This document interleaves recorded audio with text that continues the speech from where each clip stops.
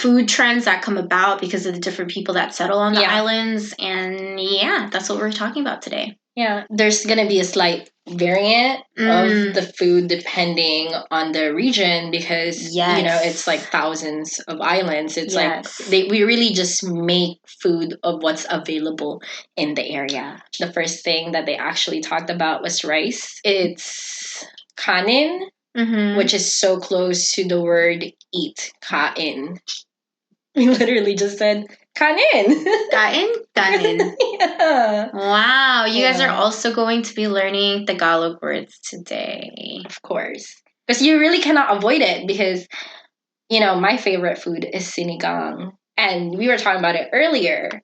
And honestly, not until I did the research for this episode did I find out that just means to stew. They just heard curry, which is their It's Sanskrit. what it's from. It is. So they were like, kare kare. But we didn't have like turmeric. We didn't have the spices. And then we ended up substituting it for anato and coconut, which gave way to also ginataan, which is that's why it's also like on the curry side aspect of the Filipino dish. Oh, let's talk about breakfast. We haven't even gotten to breakfast, bro. You got to make sure your plate has garlic fried rice. You're basically taking old rice. It has to be old. Again, we're resourceful. Yeah. So you got to take leftovers.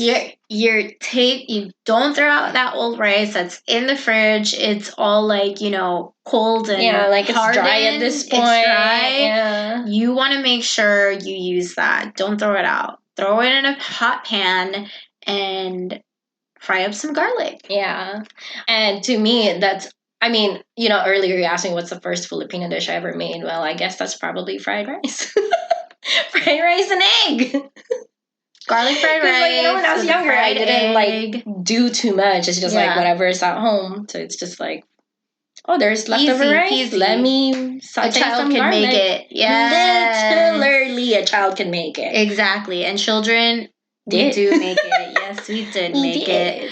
But yeah, so the different Filipino breakfasts. Yeah. I know I just hyped up the rice, but that's the main component. You need great backup singers for the main vocalist to truly shine. Exactly. Honestly, let's be real, rice is the main. She is the lead. Like I said, it's the first thing when I researched about food history in the Philippines. That's literally the first thing they said. Yeah, it's like that's true. The first thing we found out. They might be the lead vocalist. Because that's always how it felt like to me. Kanin and ulam, which means rice and the dish. But to me, it always felt like the rice dish is was not the side dish. a side. It wasn't. Rice is the main bitch, and you need to make sure you kick it with her every day, 3 times a day. Yeah. Breakfast, lunch, and dinner. You better have your main bitch rice. Because she's the one that's and her. not the two.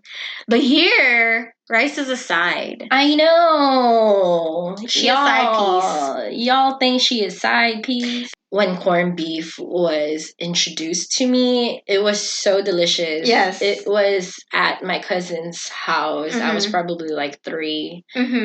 And I'm like, this is so freaking good. It's so freaking good. I think we all have that fucking experience with corned beef. It comes into your life and it just changes you forever. Yeah. You're like a fucking new person. You've reached like a metamorphosis because you're like, corned beef. What is this? What is this? Yan! Ang sarap-sarap.